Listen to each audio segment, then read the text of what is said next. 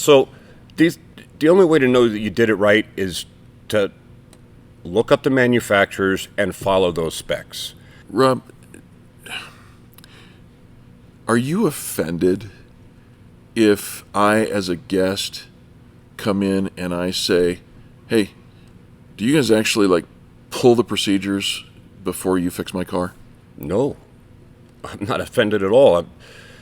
I'd love for somebody to come in and ask me that question. Could I ask you to show me the procedures that you pulled for my repair? Absolutely.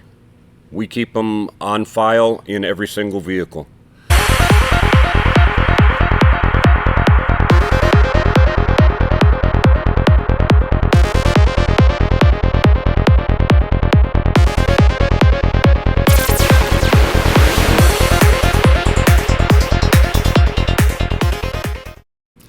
Hey everybody, good morning, happy Saturday to you. Eric Reamer, Rob Grieve, hanging out with you for the airing of Grievances. Happy Saturday. And to you, it's super nice to have you along here. Listen, if this is your first time here visiting the channel, welcome.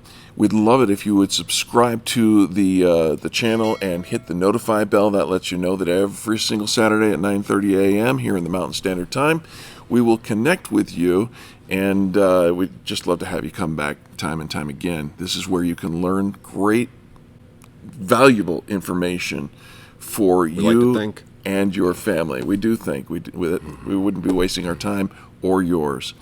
And if you're an old-time regular, we say thank you. We are so grateful to have each and every one of you come. And remember, the biggest thing that you can do for us, aside from the subscribe and the notify bell, is to click that like button, and then after you've done that, share this video with your friends and family. Remember, this is not an industry piece. This is for you, the consumer, the average driver out on the road. And if you care about your friends and family as much as we do, we simply ask you to share this video with them. And with that being the case, Rob, we're going to take a little bit of a journey behind the scenes, behind the curtains, if you will, of the collision industry, and talk about something that normally isn't mentioned at a consumer level, but we have a very good reason for bringing it up. Yeah, some people, you have expectations when you go to, have something done, and the expectation is you're bringing it to experts, and they're going to do it the expert way. Right. If you need to bring your car, you got in an accident, you need to bring your car to a body shop, you're making an assumption that these guys know exactly what they're doing and how it's going to go. Yep, and the proper way to do it. Yeah. Is there something wrong with that assumption? Well, there's different levels, I guess. All right. There's different levels.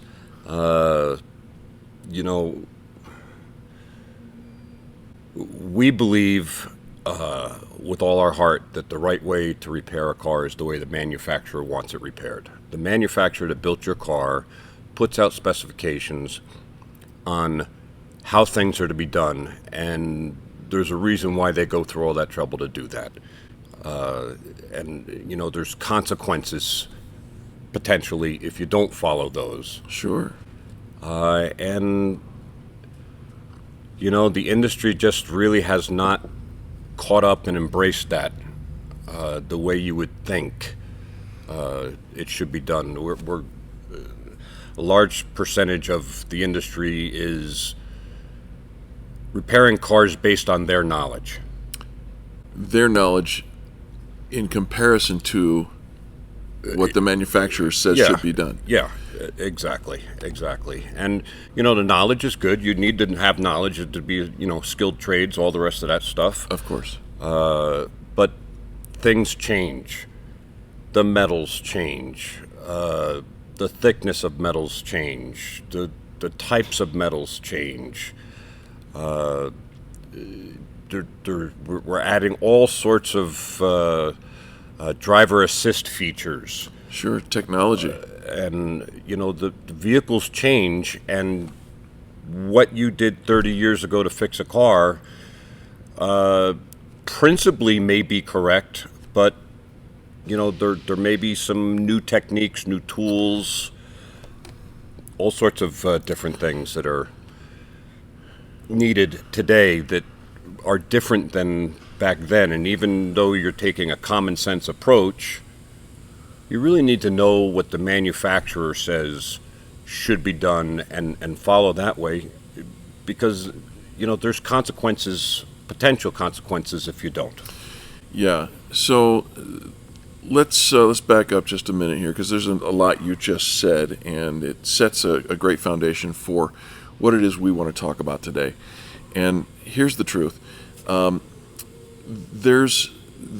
I said at the beginning, there is an assumption that the professionals who are here to fix or repair your vehicle, they should know. The assumption is they should know how to do that. Mm-hmm.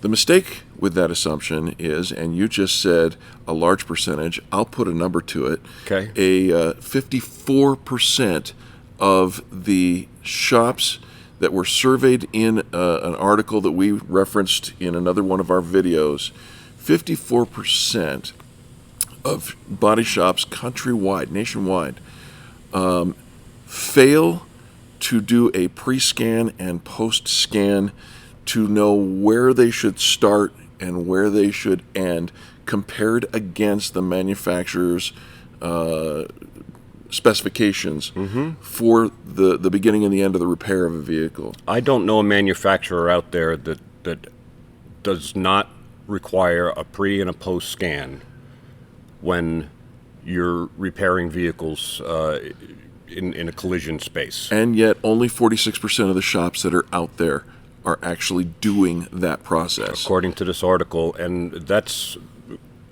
has been going on for years and years and years. This is something that should just be automatic. Right. And yet it isn't. So if we're not doing that, and I'm not saying we're not doing that, we are doing that. Absolutely. But if the industry as a whole has not embraced that simple thing, then what are the chances? Do you think it's a bigger percentage or a smaller percentage that are going in and pulling these procedures from the manufacturer? Because that's no easy deal to do that either. It's expensive. For you to pull the procedures? Yeah. Okay. Yeah. We have to pay the manufacturer to gain access to the procedures. Okay. And then every manufacturer lays them out differently on their site as to, where you're going to find what it is you're trying to repair. So there's actually time invested in hunting down the actual repair procedure. I always say it's like an Easter egg hunt, only not as fun. Okay. So, but you got to stay on it and find out, and it's critical.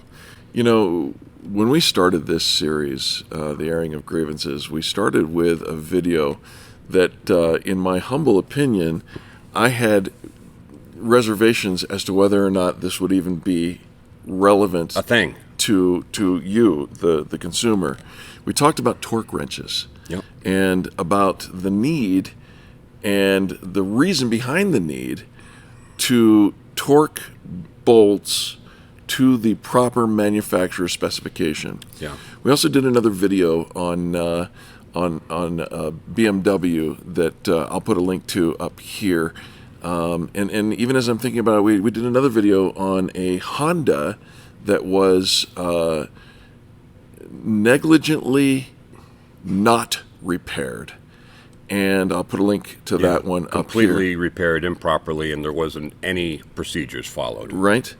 And the reason I bring up these 3 videos, and even, probably even more if we go back and look at some of the videos that we've got in this series now, is because in each one of those videos, when we're down on the floor and we're filming a car in repair process, every single time we do that, there is one consistent thing that I see, and that is there are procedures, manufacturers' procedures, taped to the vehicle so that the technicians can know exactly the torques, the specifications, what bolts they need, what pieces, parts, clips, all of it. Now, Rob, I know that we do that every single day. All day long. For every single car. But what if, just hypothetically, someone were to call you out and say, shame on you for doing something like that, because you should know that stuff. Any tech worth his weight in gold should know that. Take me down the journey. Let's do a roof rack. Let's talk about a roof rack. Okay. Let's talk about a roof rack. Which most of us would agree is probably not a consequential safety-related item. No, we'll throw a picture up here. Okay. Okay, a roof rack. An assertion was made that, looking up the procedures is really training people. And we'll take a look at a simple roof rack. And maybe it's simple, maybe it's not. Every manufacturer attaches them differently. Okay. But we're going to take this roof rack off because we got to paint the roof. And the roof came in for, a dent, and got to fix the dent. No big deal if you just look at the damage, but all the stuff you have to do in addition, sure, dropping the headliner and all the rest of that stuff, makes it a little bit more complex. I'd say so. Than just fixing the dent itself. Right. Everybody knows how to, in the industry, techs-wise. Yes. They know how to take a roof rack on and off. We don't need to look up procedures on how to take a roof rack on and off. Gotcha. Or do we? Because while I expect that my people would know how to take a roof rack on and off, how many people know that the bolts for the roof rack have a special Teflon coating, and the manufacturer says you're only allowed to use them one time? So if you take those bolts out, you throw them away and you buy new bolts. Really? Yes, but you wouldn't know that. How would you know that unless you pulled the procedures? Well, now I got a follow-up question, and it goes back to what I just asked about the torque stuff. Do those bolts have torque specifications? Yes, they have torque specifications, and so you have holes in your roof. Yeah, that these bolts go into. That could be a problem. I'm just thinking about water snow, leaks. weather, Yeah. right? Yeah. So they have these bolts. They have Teflon coating on them. They're one-time use, and they have seals that are above them. Those are one-time use. Yeah. And even though everything looks fine, a normal, regular day, everyday person would zip them out and zip them back in and not give it another thought. And 54% of the techs do exactly what you just described. That's my translation of, if you're not following this repair procedure, you may not be following the others. There's no stat that says 54% of the techs are not doing that, but it stands to reason that there's a significant number of techs who are missing that. Right, and so, we have the torque is for a couple of reasons. One is to make sure that they're down tight, not too tight, not under tight. Both bad. Exactly the way the manufacturer wants them. Right. Now, let's talk about a roof rack and the purpose of it. Okay. People put stuff on the roof rack. It's true. Toolies, and put your skis in, yep, and other items, luggage, whatever the case may be. So that roof rack needs to be sturdy enough as you're driving down the road at 75 miles an hour with something on it that it doesn't blow off and hit the car behind them. Clearly. Wait a minute. All of a sudden a roof rack became safety related. It could be. It could be. So the only way to know that you did it right is to look up the manufacturers and follow those specs. And it's more than just a roof rack. If you're welding panels on, it tells you exactly how many welds, where they want the welds, what kind of welds, what size welds, with what kind of welding equipment. There's lots of one-time use bolts. Yeah. Nissan, I looked up a radiator support the other day, and the airbag sensors that get bolted to the radiator support, they want new hardware, one-time use. So the screws that go in there, you don't just take them out and put them on a new one. You got to buy new screws according to the manufacturer. So, and it goes even deeper than that. You also talk about welding on stuff.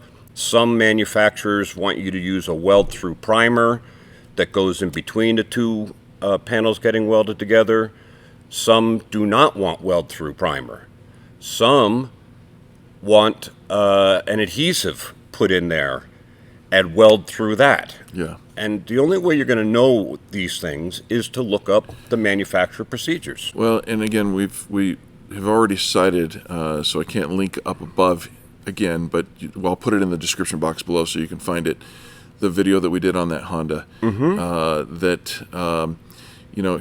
and I think it was a Honda Pilot was the car, and here's a case of somebody, another body shop, repaired, and I use air quotes for that for a reason, this vehicle, but where there were supposed to be a number of welds, they were missing an overwhelming majority of them. Well, they used their common sense and decided to glue it on and rely on the glue, which there's no glue in the procedures whatsoever.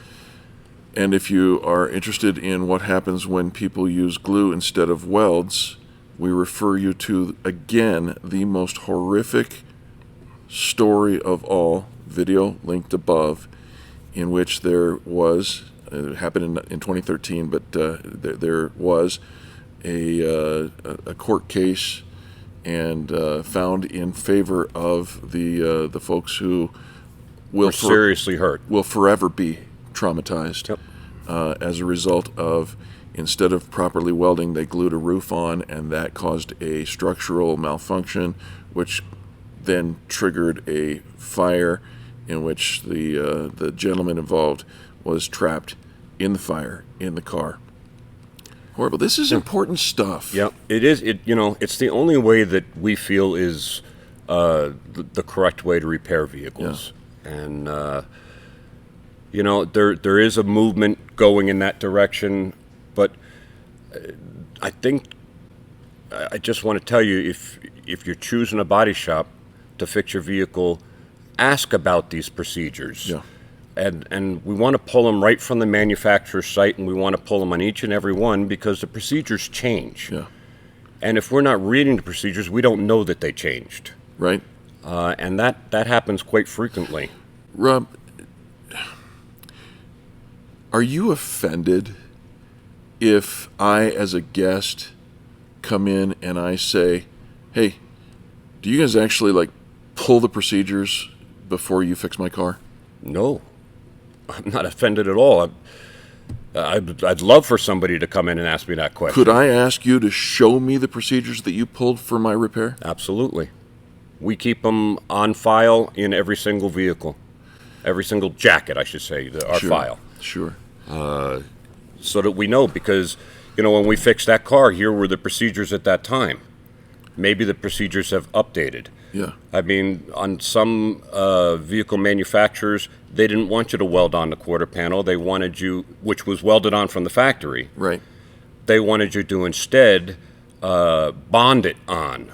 And when you bonded it on, because that lost some of the grounds for the electrical system, you had to get some other parts and install them to create the continuity in the car, because that panel's no longer welded on.